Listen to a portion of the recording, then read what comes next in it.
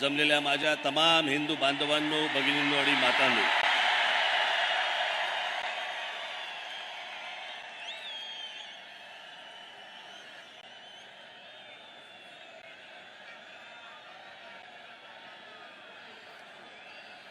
मला कल्पना आहे की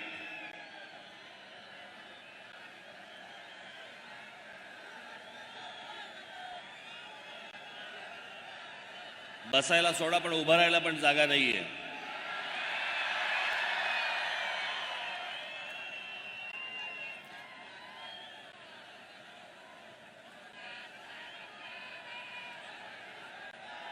माझी आपणा सर्वांना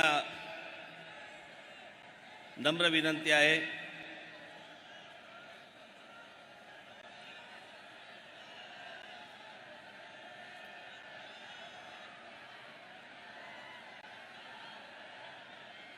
की आपल्या घोषणा, आपलं बोलणं हे जर थांबलं तर मला अनेक विषय आपल्याशी आज बोलता येतील. मी आता येत असताना बाहेर देखील आज अजून हजारो लोक आहेत बाहेर की त्यांना आतमध्ये येता येत नाहीये कारण आतमध्ये जागाच नाहीये.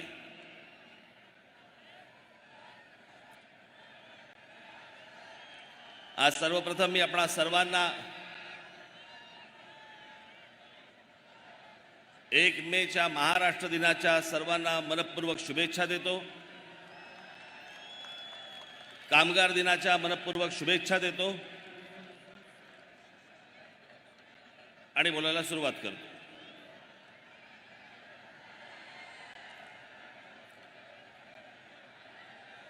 खरं तर सभा होणार नाही होणार, राज ठाकरेंनी सभा घ्यावी न घ्यावी,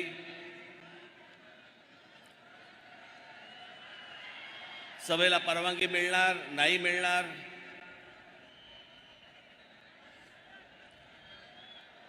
खरं तर हे का ही गोष्ट केली मला अजूनपर्यंत समजलेली नाही.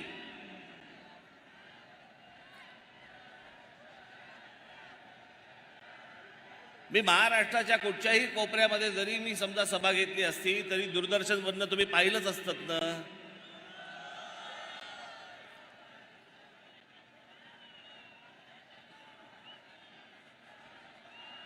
मुंबईला गुढीपाडव्याच्या दिवशी एक सभा घेतली,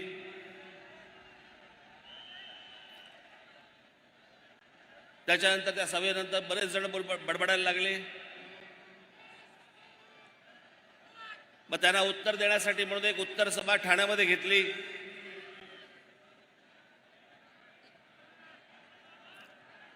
खरं तर 2च सभा मी घेतल्या.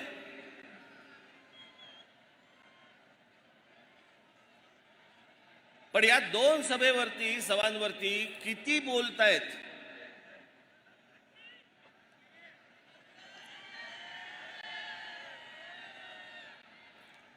आणि मग ही ज्यावेळेला ठाण्याची सभा ज्यावेळेला झाली त्यावेळेला माझ्या दिलीप धोत्रेंनी मला फोन केला.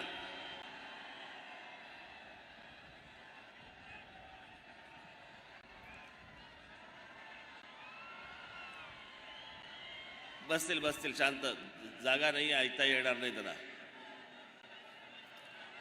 आणि आमच्या दिलीप धोत्रेंनी फोन केला आणि दिलीप धोत्रेंनी सांगितलं की साहेब आपल्याकडे एक संभाजीनगरला आपण एक सभा घेऊया.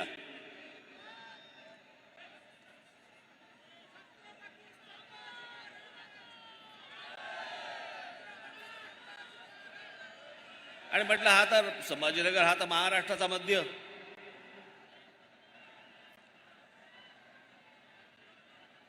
मग मी त्याला सांगितलं म्हटलं आपण एक संभाजीनगरला सभा घेऊ. म्हटलं मी तुला तारीख सांगतो नंतर. आता हा विषय फक्त संभाजीनगर पुरता मर्यादित नाही. माझ्या ह्याच्या पुढच्या सगळ्या सभा या सगळ्या मराठवाड्यातल्या प्रत्येक जिल्ह्यामध्ये होणार आहेत.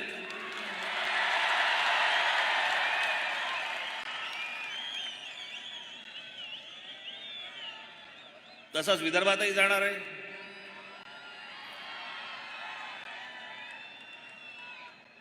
आपल्या कोकणातही जाणार आहे, उत्तर महाराष्ट्रातही जाणार आहे, पश्चिम महाराष्ट्रातही जाणार आहे.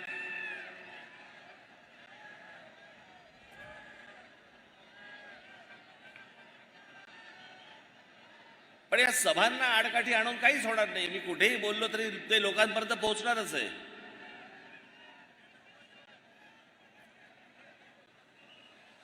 कोंबडा झाकायचं ठरवलं तरी ते उगवायचं थोडी राहतं. सूर्य उगवतोच.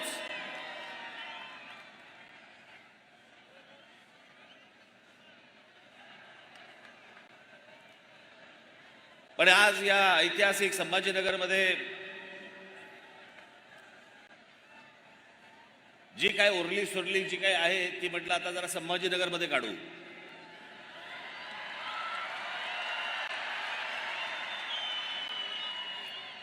मला कल्पना आहे की महाराष्ट्रामध्ये अनेक प्रश्न आहेत. पिण्याच्या पाण्याचा प्रश्न आहे. संभाजीनगरमध्ये शहराचा मध्ये पिण्याच्या पाण्याचा प्रश्न आहे. 10 दिवसांनी पिण्याचं पाणी येतं.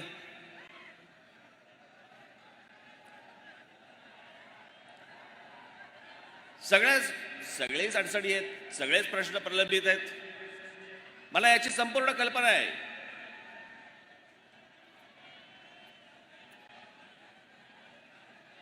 पण आजचे जे काही प्रमुख विषय आहेत या प्रमुख विषयांना धरून मी आजचं तुमच्याशी बोलणार आहे.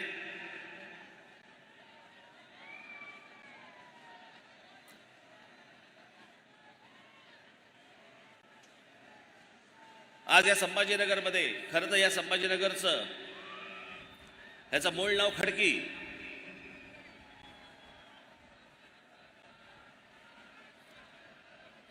आपल्या दोन्ही राजधान्या इथल्याच.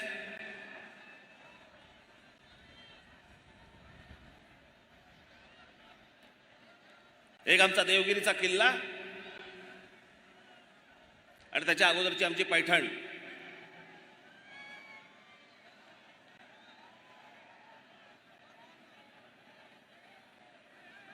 मला असं वाटतं आजचा महाराष्ट्र दिन 1 मे आपण साजरा करताना पहिल्यांदा आपण थोडासा महाराष्ट्र नीट समजून घेणं गरजेचं आहे. कारण आपल्याला जर महाराष्ट्रच समजला नाही, मी त्या दिवशी म्हटलं ना, ठाण्याच्या सभेमध्ये म्हटलं का कुठच्या सभेमध्ये म्हटलं मला आठवत नाही मला, पण जो समाज इतिहास विसरला त्याच्या पायाखालचा भूगोल सटकलेला आहे.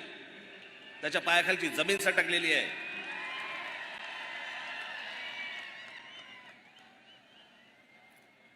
आणि म्हणून मला असं वाटतं की थोडासा इतिहास आपण समजून घेणं गरजेचं आहे की आपण कोण आहोत. आपण महाराष्ट्राचे आहोत. आपण मराठी आहोत.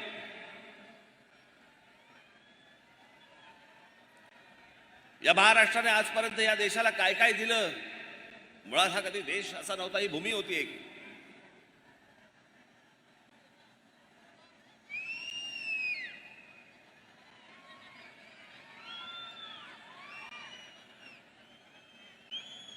पण आमच्या ज्ञानेश्वर गेल्यानंतर ज्या वेळेला अल्लाउद्दीन खिलजी ज्या वेळेला महाराष्ट्रामध्ये इथे आला,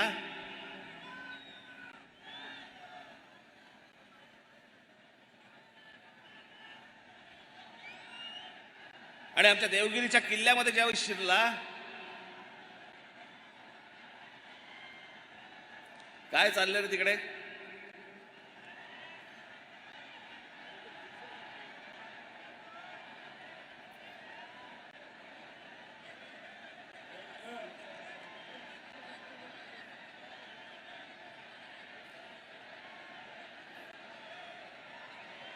जर कोणी टाळकी जर काही गडबड करायला आली असेल तिथल्या तिथे हाणा.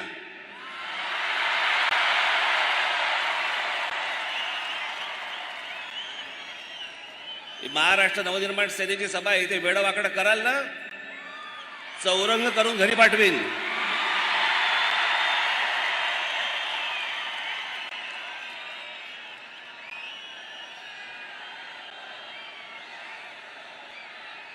बसा बसा. लगेच बघायला लागले काय झालं काय झालं. काय नाही झालं, बसा.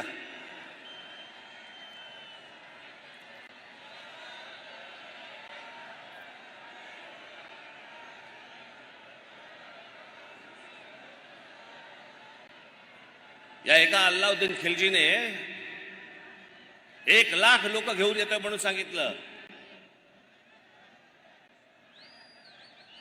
रामदेवराव यादव आमचा राजा बेसावत राहिला. आमच्या किल्ल्यामध्ये फितुरी झाली.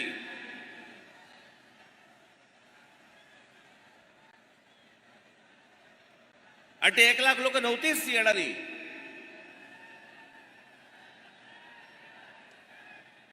आलेले लोक काही हजारात होती.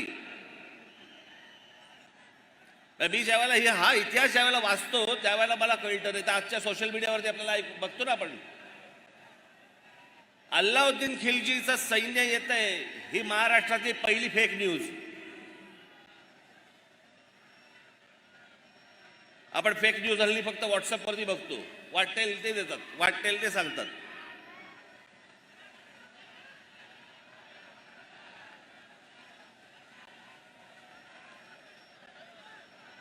आमच्या महाराष्ट्राची कन्या रामदेवराव यादवांची मुलगी हिला अल्लाउद्दीन खिलजी पळवून घेऊन गेला.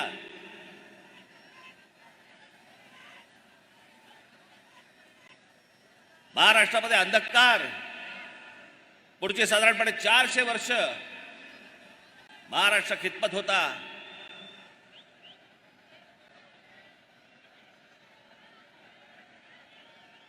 या महाराष्ट्रातल्या माझ्या माता भगिनींवरती अत्याचार होत होते, बलात्कार होत होते, मंदिरं पाडली जात होती.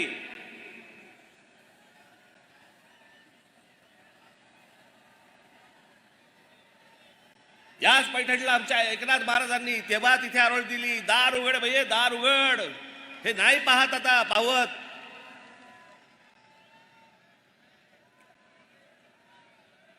आणि या 1630 ला दार उघडलं. आमच्या छत्रपतींचा जन्म झाला.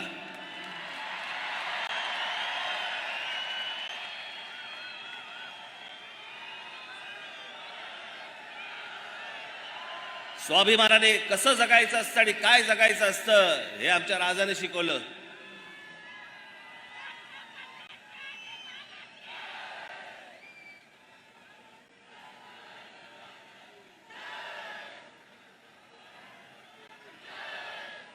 महाराज गेले, इथे आमच्या नांदेडला राहणारे खूप मोठे लेखक नरहर कुरुंदकर, या कुरुंदकरांच्या पुस्तकामध्ये फार छान वर्णन केलेलं आहे त्यांचं.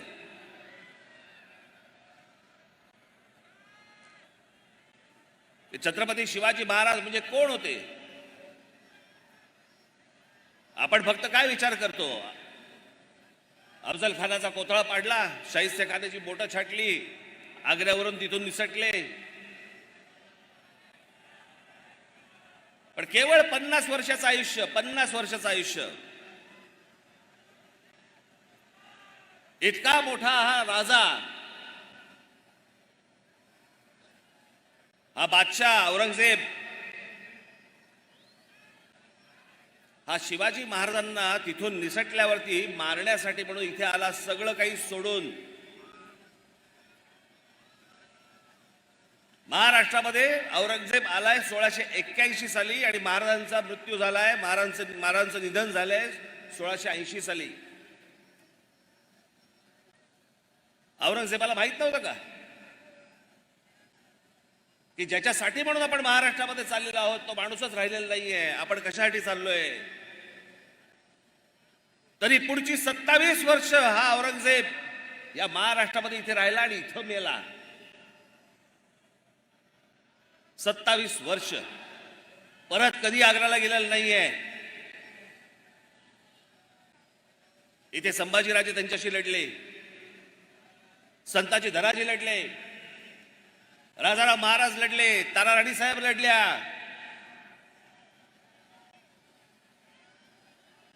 (1707 ला इथे मेला तो.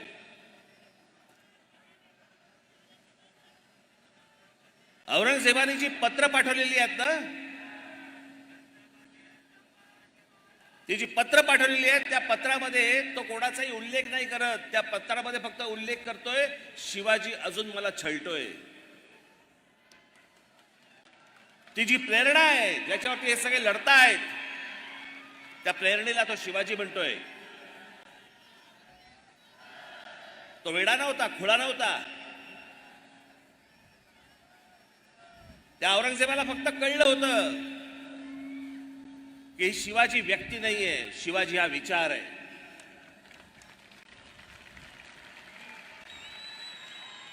छत्रपती शिवाजी महाराज हा एक विचार आहे आणि हा जर विचार या भूमीमध्ये पसरला तर आपलं काही खरं नाही. आणि तेच झालं. संपूर्ण मराठेशाहीने उद्ध्वस्त केलं मोगल साम्राज्य. आज पाकिस्तानामध्ये असलेला तो अटोक किल्ला, ज्याला आपण म्हणतो ना अटके पार झेंडे फडकवले मराठ्यांनी, तो अटोक किल्ला, तिथे भगवी पताका फडकली. हा संपूर्ण मराठेशाहीचा इतिहास आपण विसरलो. आम्हाला काहीच माहित नाही. आम्ही फक्त पुण्यतिथी आणि जयंत्या फक्त साजऱ्या करतोय आम्ही महापुरुषांच्या.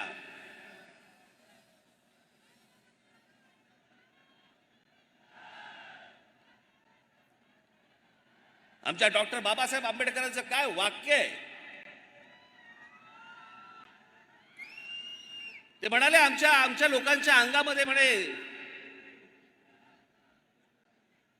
देवी येते, भूत येतात, सगळ्या गोष्टी होतात. काय वाक्य आहे त्यांचं, अप्रतिम वाक्य आहे. त्याच्यात बाबासाहेब म्हणतात ज्या दिवशी या देशातल्या या समाजाच्या अंगामध्ये शिवाजी नावाचं भूत येईल ना, त्या दिवशी अख्खं जग पादाक्रांत करून टाकू आपण.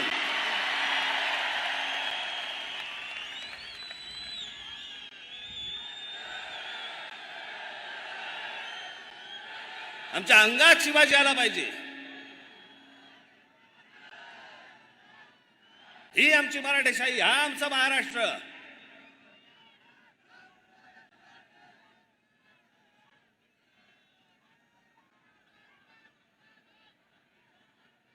आज काय महाराष्ट्राची परिस्थिती झाली आहे. आमच्या महाराष्ट्राची आबरू वेशीवरती टाकली जाते. रोज आमच्या महाराष्ट्रामधले नेते वाटतेल ते बरळतायत, वाटतेल ते बोलतायत.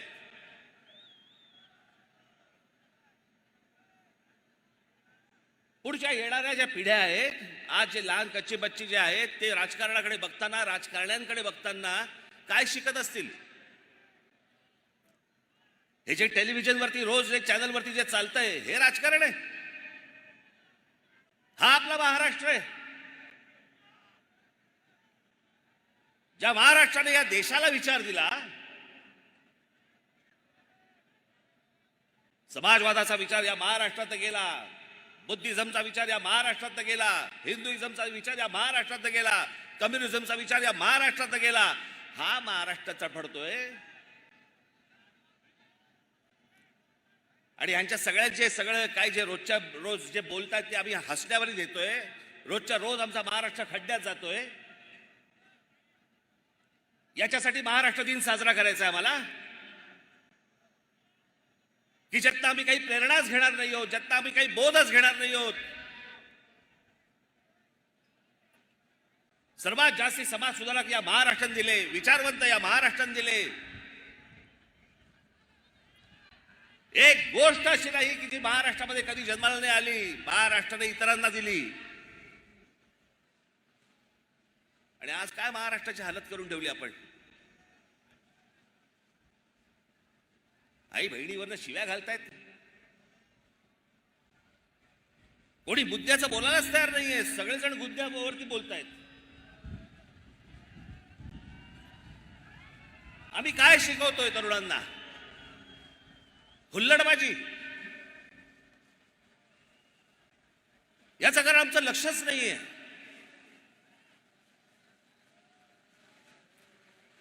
राज ठाकरेंचं भाषण आहे, हल्ला गुल्ला करा, घोषणा द्या, बस निघालो आम्ही. आम्हाला यातनं काही घ्यायचं नाही. इथेच मरतो आपण. त्या आमच्या हाताला काही लागत नाही. आणि या सगळ्या राजकारणाला हेच हवंय.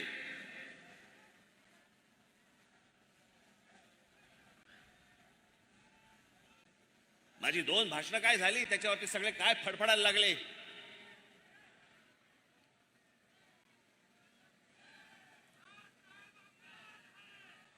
शरद पवार सांगतात की 2 समाजामधला म्हणे हे दुई माजवतायत.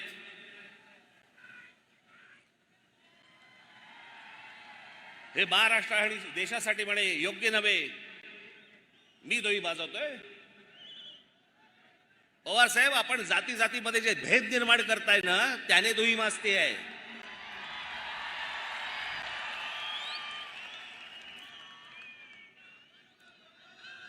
प्रत्येक व्यक्ती जातीतनं बघायची. हातामध्ये पुस्तक घेतल्यानंतर पुस्तकाचा लेखक कोणत्या जातीचा आहे त्याचा विचार करून बोलायचं. मी त्या दिवशी जेव्हा बोललो, आज आत्ता घरी जेव्हा जाल त्यावेळेला युट्यूब वरती काढून बघा, सर्व राष्ट्रवादी काँग्रेसच्या आतापर्यंतच्या सभा काढून बघा. कधीतरी शरद पवार साहेबांनी महाराजांचा, छत्रपती शिवाजी महाराजांचा उल्लेख केलाय का? आत्ता बोलायला सुरुवात झाली. आत्ता सुरुवात झाली मी बोलल्यावरती. तोपर्यंत काही नाही. आणि काहीतरी व्हिडिओ काढतायत, तल्लीन झालेत आणि गीत रामायण ऐकतायत आणि बाजूला शिवाजी महाराजांचं पुस्तक ठेवलंय. कशासाठी खोटं करताय? ज्या दिवशी मी त्या दिवशी म्हटलं माझ्या सभेमध्ये, बस रे आता बस.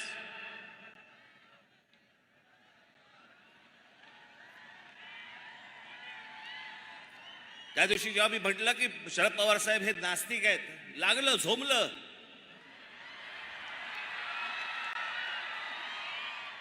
जे मला माहिती होतं ते मी बोललो.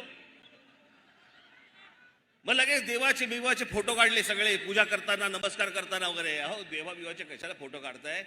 आपली कन्या लोकसभेमध्ये बोलली आहे की माझे वडील नास्तिक आहेत.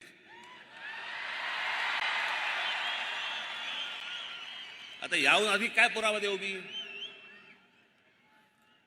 जिकडे सभा घेत आहेत तिकडे बोलतायत. राज ठाकरेंनी म्हणे त्यांच्या आजोबांची पुस्तकं वाचली पाहिजेत. अरे मी वाचली आहेत.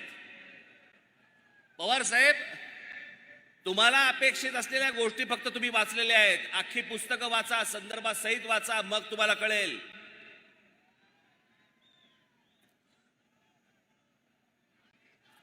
माझ्या आजोबांनी जे लिहून ठेवलंय ते जर समजा तुम्ही नीट वाचलं तर ते परिस्थितीला धरू नये. ते व्यक्तिसापेक्ष आहे.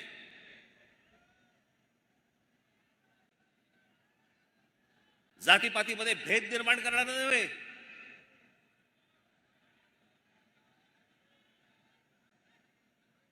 हा आपला हिंदू धर्म मानणारा माणूस होता, तो त्याची पूजा करणारा माणूस होता. या धर्मामधल्या ज्या चुकीच्या गोष्टी होत्या त्या चुकीच्या गोष्टींवरती बोट दाखवणारा माणूस होता की हे गोष्ट होता का बने. माझे आजोबा हे भटभिक्षुकीच्या विरोधात होते.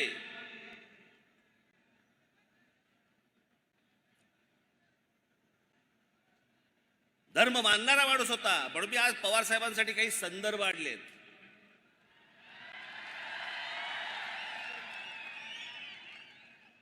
आपण तर ऐकावंच, पण या टेलिव्हिजन चॅनलच्या माध्यमातून मी आपल्याला सांगतोय, संपूर्ण महाराष्ट्रात देखील डोळे उघडे ठेवून, कान देऊन याच्या पुढची मी काही काही गोष्टी ज्या सांगणार त्या ऐकाव्यात की ह्या लोकांनी कसं विष पसरवलं ते महाराष्ट्रामध्ये जातीचं.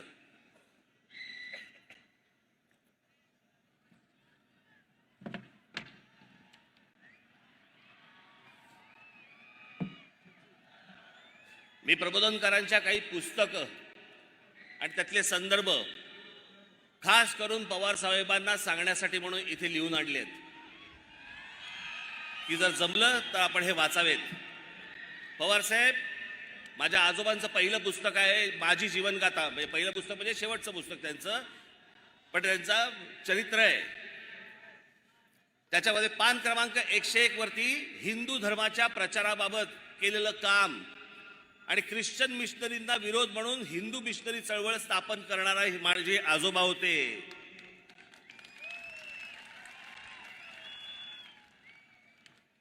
महाराष्ट्रामधला नवरात्रोत्सव आपल्याला कल्पना नसेल, सार्वजनिक नवरात्रोत्सव सुरू करणारे माझे आजोबा होते, प्रबोधनकार ठाकरे होते.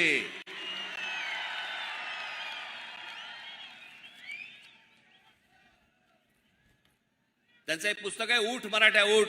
या पुस्तकामध्ये हिंदू धर्मीयांवरच्या अत्याचाराबाबतची माहिती आहे. पवार साहेब जरूर वाचा. प्रबोधन मधील प्रबोधनकार यांचा खंड क्रमांक 1 प्रतापगडावरच्या भवानीवरचं संकट हे वाचा, रायगडचे ग्रामण्य वाचा, राष्ट्रसेवा हिंदूंचा राजधर्म वाचा. आपल्याला जेवढं पाहिजे ना तेवढंच वाचू नये. हे जे विष या माणसाने जे कालवलं ना, मी जे सतत सांगतोय की राष्ट्रवादीचा जन्म झाल्यानंतर महाराष्ट्रामध्ये जातीपातीचं राजकारण मोठ्या प्रमाणावरती सुरू झालं. जात प्रत्येक जण मानत होता, जात प्रत्येकाला प्रिय होती, पण दुसऱ्या जातीबद्दलचा द्वेष हा राष्ट्रवादी काँग्रेसच्या जन्मानंतर सुरू झाला.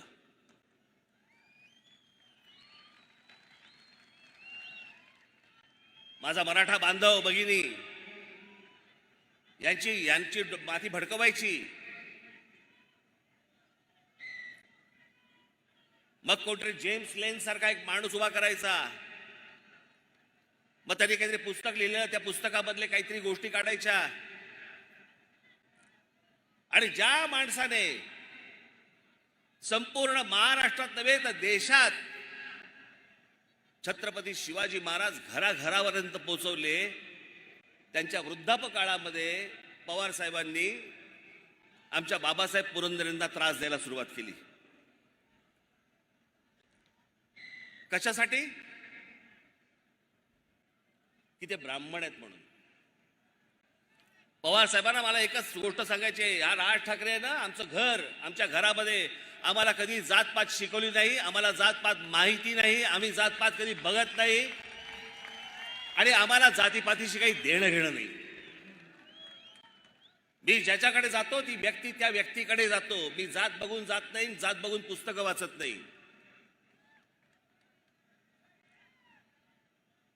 तुमच्या मतांच्या राजकारणासाठी हे सगळं ध्रुवीकरण करायचं जर एवढंच आहे तर मग रायगडावरची समाधी ही कोणी बांधली? आमच्या शिवछत्रपतींची समाधी जी बांधली गेली रायगडावरती कोणी बांधली? ही आमच्या लोकमान्य टिळकांनी बांधली. लोकमान्य टिळकांना आता तुम्ही काय ब्राह्मण म्हणून बघणार आहात का? लोकमान्य टिळकांनी ज्यावेळेला स्वतःचं पहिलं वर्तमानपत्र काढलं, त्या वर्तमानपत्राचं पहिलं नाव काय? मराठा.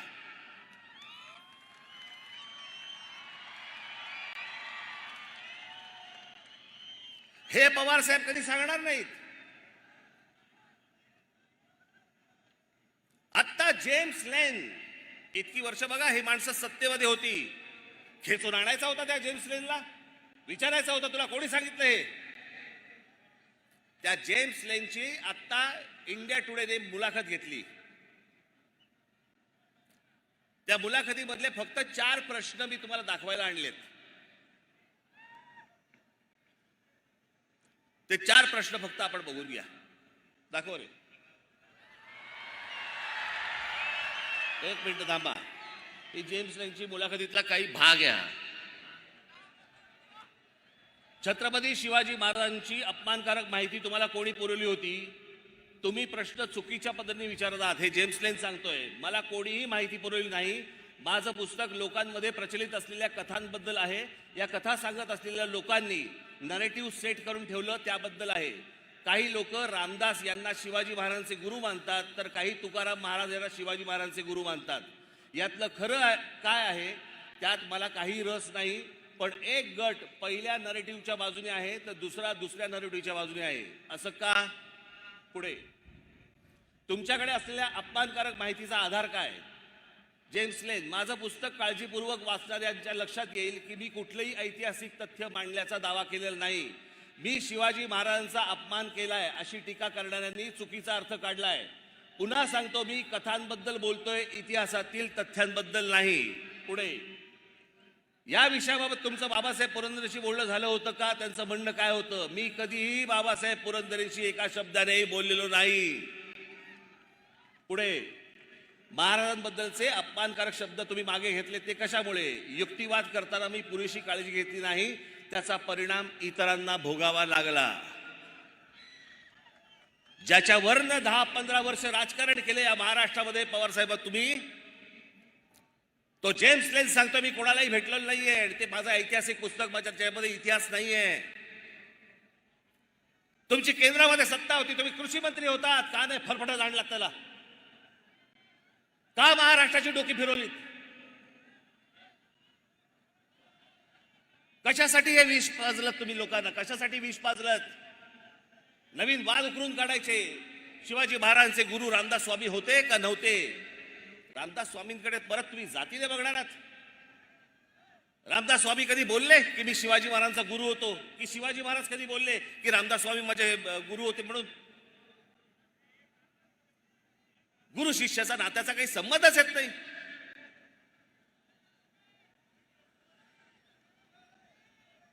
जे रामदास स्वामीने आजपर्यंत जे शिवाजी महाराजांवरती लिहून ठेवलेलं आहे ना, मी त्याच्या इतकं उत्कृष्ट शिवाजी महाराजांवरती लिहिलेलं आजपर्यंत कुठेही वाचलेलं नाही.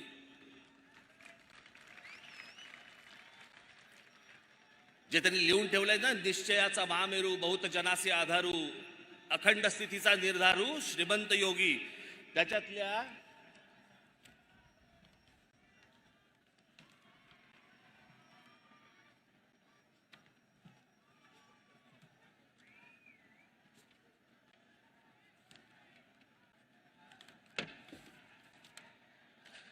फक्त शेवटच्या 3 ओळी वाचून दाखवतो.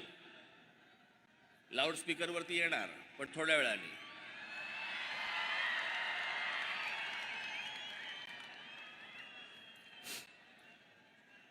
तुमचे देशी या ओळी येत नाहीत फारशा, पण हे मी तुमच्यासमोर पूर्ण वाचून दाखवतो म्हणून मी त्यात फक्त शेवटच्या 3 ओळी वाचून दाखवतो. तुमचे देशी वास्तव्य केले परंतु वर्तमान नाही घेतले, ऋणानुबंध विस्मरण झाले काय नेणो, सर्वज्ञ मंडळी धर्ममूर्ती काय सांगणे तुम्हाप्रती, परी धर्म संस्थापनेची कीर्ती सांभाळली पाहिजे. उदंड राजकारण तटले तेणे चित्त विभागिले, प्रसंग नसता लिहिले क्षमा केली पाहिजे. रामदास स्वामी छत्रपतींना सांगतायत क्षमा केली पाहिजे. माफ करा, मला मी लिहिलंय तुम्हाला पण मला माफ करा. गुरु शिष्याला लिहितो, कुठच्या शाळेतला शिक्षक जरा दाखवा मला. मी इतके वर्ष शिकलो, मला नाही आजपर्यंत आठवत कुठच्या शिक्षकांनी मला माफी मागितली माझी. आणि ही माफी नाहीये, यात प्रेम आहे. हे जातीपातीच्या विषापासून तुम्ही सगळ्यांनी दूर राहणं गरजेचं आहे. या पवार साहेबांना हिंदू या शब्दाचीच मुळात ॲलर्जी आहे.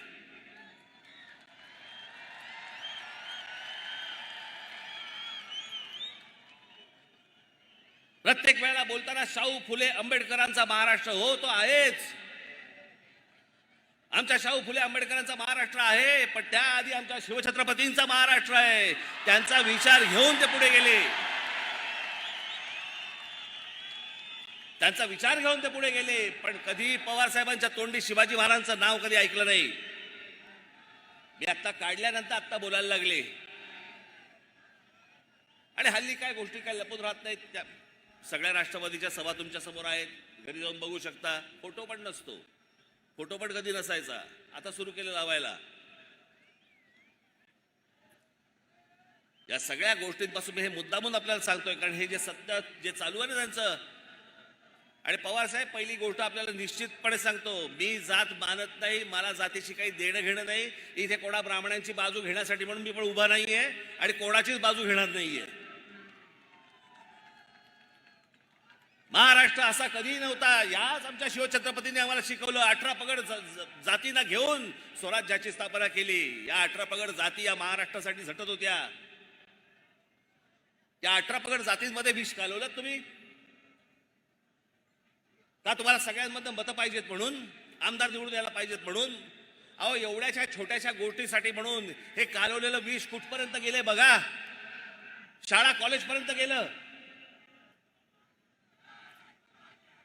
शाळेमध्ये मुलं एकमेकांकडे जी सहज जायची, सहज भेटायची, ती आता विचार करायला लागली, हा कोणत्या जातीचा आणि तो कोणत्या जातीचा,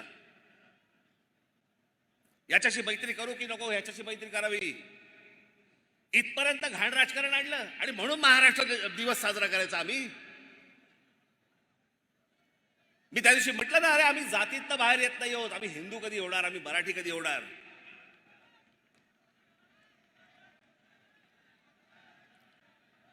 आमच्याकडे जातीने विळखा घालून ठेवल्या सगळ्या गोष्टीला.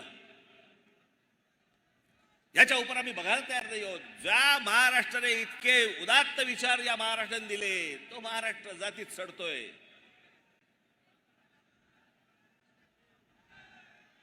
त्याचा दिवस साजरा करायचा आम्ही.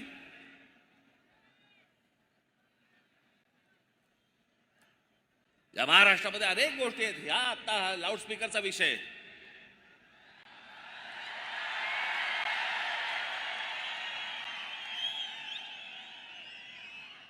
त्याशी एका पत्रकाराने मला विचारलं, नाही एकदम लाऊडस्पीकर अचानक. म्हटलं अचानक? बरं कधी काढला की तुम्ही विचारणार अचानक? कधी काढायचाच नाही का? मी त्याच्या अगोदरच्या माझ्या क्लिप्स दाखवल्या होत्या त्याशी. याच्या अगोदर अनेकदा बोललोय. बरं हा काही लाऊडस्पीकर हा नवीन विषय नाहीये. हा काही मी पहिल्यांदा मांडतो अशातला विषय नाहीये. याच्या अगोदर अनेकांनी मांडलाय. मी फक्त त्याला पर्याय दिला.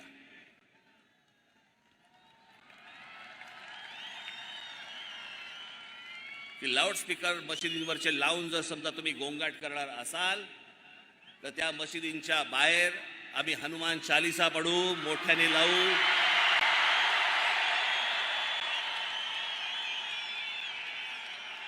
मला कुठेही महाराष्ट्रामध्ये दंगली घडवायच्या नाहीत. महाराष्ट्रामध्ये मला कुठेही दंगली घडवायची इच्छा देखील नाहीये. मुस्लिम समाजाने देखील ही गोष्ट नीट समजून घेणं गरजेचं आहे.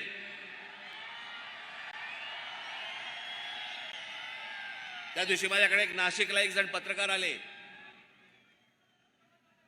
आणि ते पत्रकार मला ते मुस्लिम समाजातले होते आणि ते आले. त्या पत्रकाराने मला सांगितलं, माझ्याकडे आतल्या पुण्याच्या केबिनमध्ये आतमध्ये आले आणि मला म्हणाले, साहेब मी मुसलमान आहे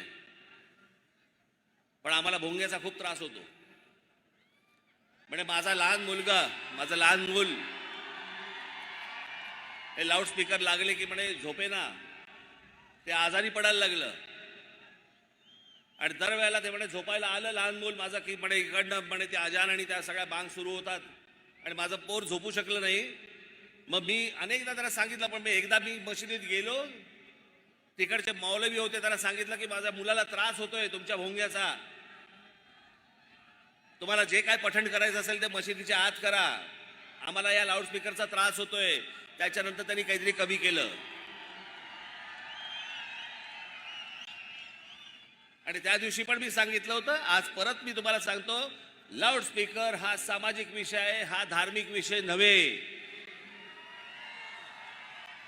आणि लाऊडस्पीकर या विषयाला जर समजा तुम्ही धार्मिक वळण देणार असाल तर त्याचं उत्तर आम्हाला धर्मानेच द्यावं लागेल, एवढं पण तुम्ही लक्षात ठेवावं.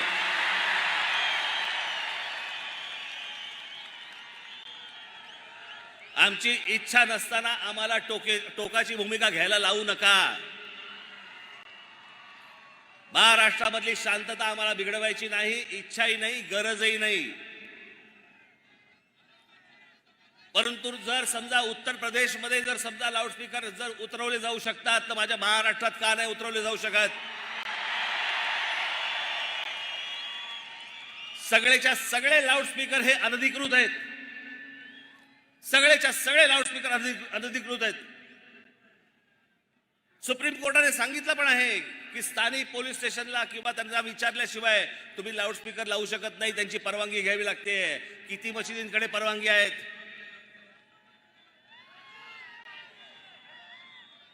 कोणाचकडे परवानग्या नाही आहेत. मला कोणीतरी सांगितलं, कालच कोणीतरी सांगितलं, इथे संभाजीनगरमध्ये 600 मशिदी आहेत.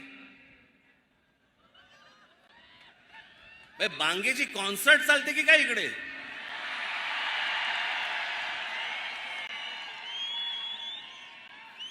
असं फक्त संभाजीनगर मध्ये नाही, अख्ख्या देशभर आहे. हे संपूर्ण देशातले लाऊडस्पीकर पहिले खाली आले पाहिजे. सगळ्यांना समान धर्म असला पाहिजे. प्रत्येक वेळेला आम्हीच का भोगायचं? आम्हाला सभा घ्यायची असली की लगेच सांगतात की नाही नाही हा सायलेन्स झोन आहे, इथे शाळा आहे. रात्रीची कुठची शाळा?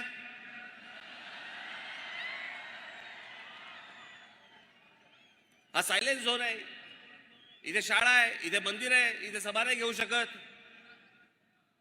आणि ह्याना कुठेही रस्त्यावरती येऊन तुम्ही नमाज पडताय, कोणी अधिकार दिला तुम्हाला?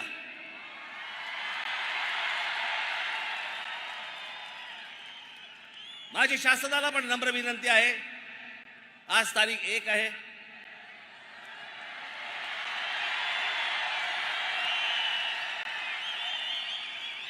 उद्या तारीख 2 आहे,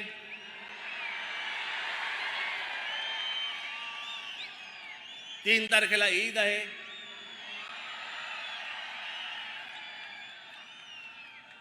त्यांच्या सणामध्ये मला कुठच्याही प्रकारचं विष घालवायचं नाही. 4 तारखेपासून ऐकणार नाही.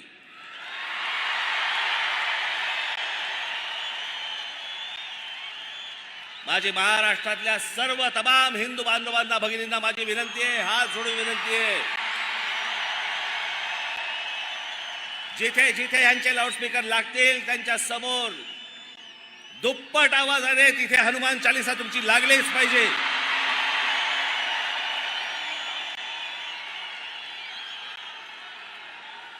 विनंती करून जर समजत नसेल तर आमच्या समोर दुसरा पर्याय उरत नाही.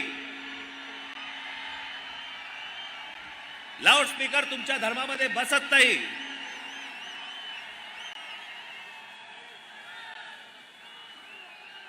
जे सुप्रीम कोर्टाचे नियम म्हणून सांगताय ना, त्या सुप्रीम कोर्टाच्या नियमामध्ये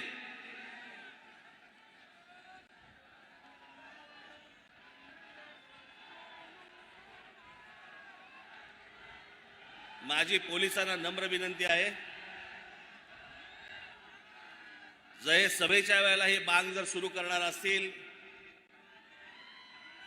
आपण आत्ताच्या आत्ता ताबडतोब तोंडात बोळा कोंबावा.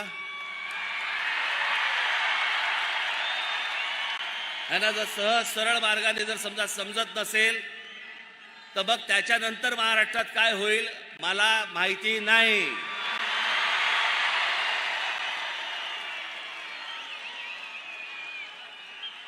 इथे जे कोणी पोलीस अधिकारी असतील त्यांना मी सांगतोय, आत्ताच्या आत्ता जाऊन हे पहिल्यांदा बंद करा.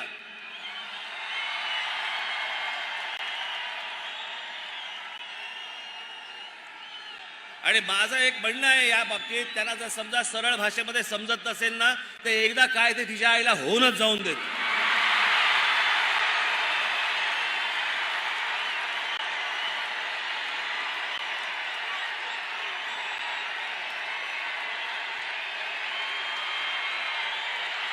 अजिबात शांत बसता कामा नये तुम्ही.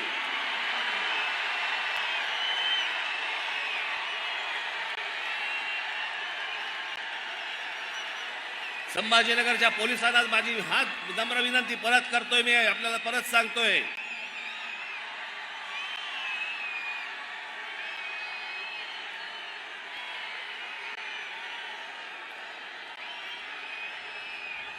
हे जर या पद्धतीने वागणार असतील, यांना जर सरळ सांगून जर समजा समजत नसेल तर महाराष्ट्राच्या मनगटामध्ये काय ताकद आहे ना, ही यांना एकदा दाखवावीच लागेल.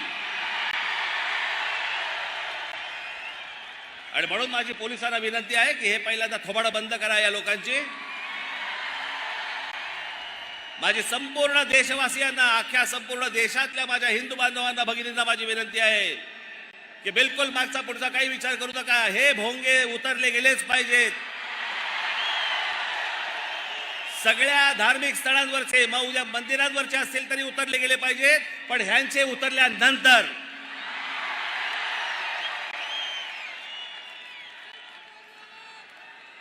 आपण सगळेजण, आज ही परिस्थिती आहे, अभी नहीं तो कभी नहीं.